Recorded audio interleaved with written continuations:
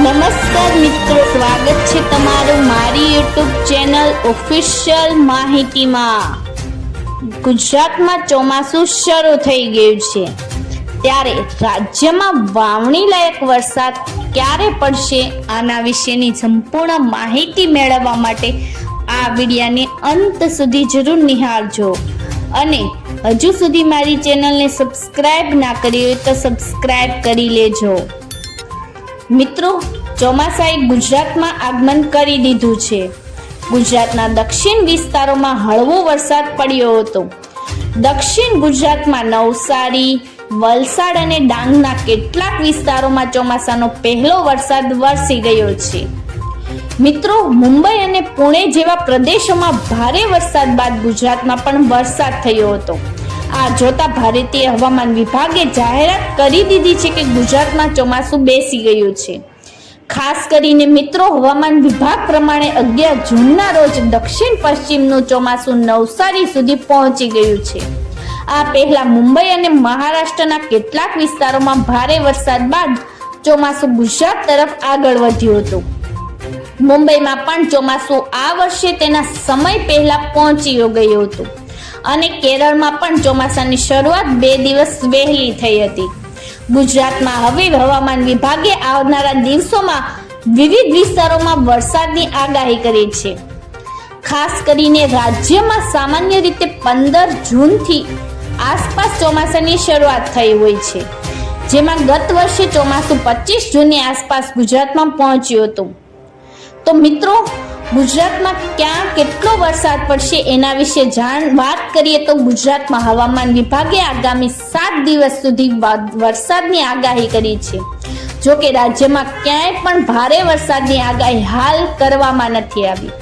આગામી 2 થી 3 દિવસ સુધી વલસાડ, સુરત, તાપી, નવસારી અને ડાંગ જેવા વિસ્તારોમાં વરસાદ પડશે।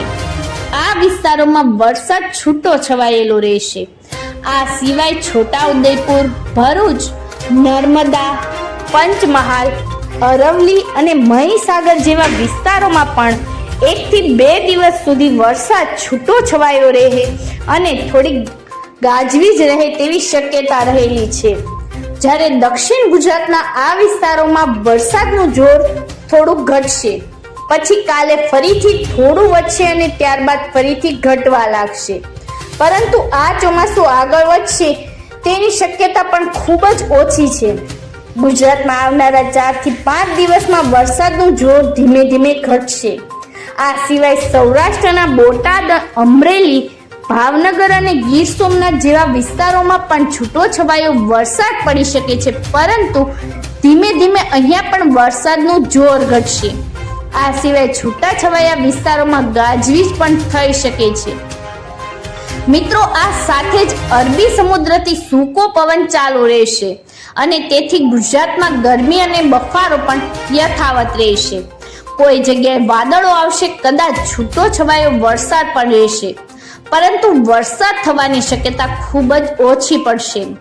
ગુજરાતમાં વાવણી લાયક વરસાદ ક્યારે પડશે એના વિશે વાત કરીએ તો મિત્રો, ગુજરાતમાં ચોમાસાની શરૂઆત થઈ ગઈ છે અને આગામી દિવસોમાં ચોમાસું દક્ષિણ ગુજરાતના વિસ્તારોથી આગળ વધીને રાજ્યના બીજા વિસ્તારો સુધી પહોંચશે।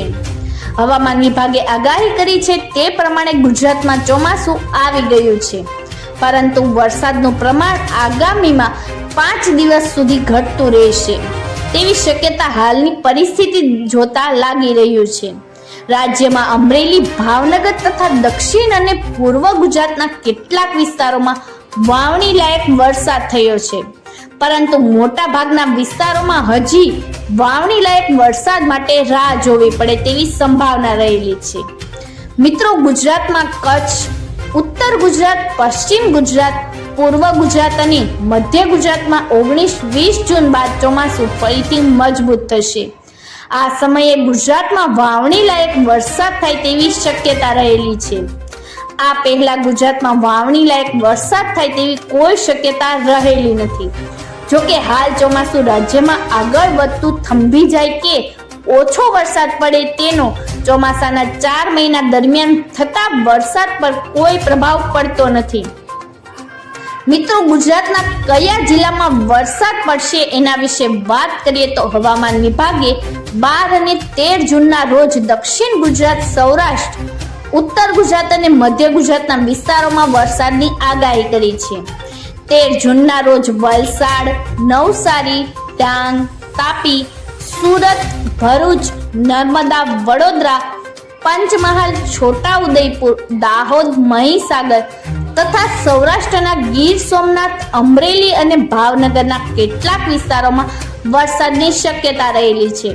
જ્યારે 14 જૂનના રોજ કેટલોક વધારે વિસ્તારોમાં વરસાદ જોવા મળશે, જેમાં ઉપરોક્ત જિલ્લા સિવાય સાબરકાંઠા, અરવલ્લી, ગાંધીનગર, અમદાવાદ, ખેડા અને આણંદ જેવા જિલ્લાઓમાં વરસાદ થશે.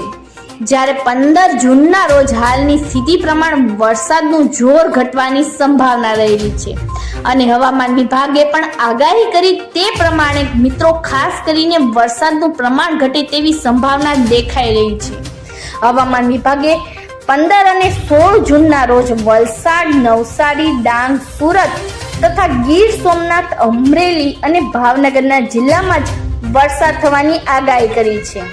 જે બાદ 17 અને 18 જૂને વરસાદનું પ્રમાણ ઘટી જશે અને દક્ષિણ ગુજરાતના કેટલાક વિસ્તારો તથા સૌરાષ્ટ્રના થોડાક વિસ્તારોમાં વરસાદ પડે તેવી સંભાવના રહેલી છે. મિત્રો, જો કે આ સિવાયના જિલ્લાઓમાં હવામાન વિભાગે ભારે કે અતિ ભારે વરસાદની આગાહી કરી નથી. આ તમામ જિલ્લામાં હળવા તથા છૂટાછવાયા વરસાદની આગાહી કરાઈ છે. મિત્રો, આવી જ વધુ માહિતી મેળવતી રહેવા માટે મારી ચેનલ સાથે જોડાયેલા રહેજો.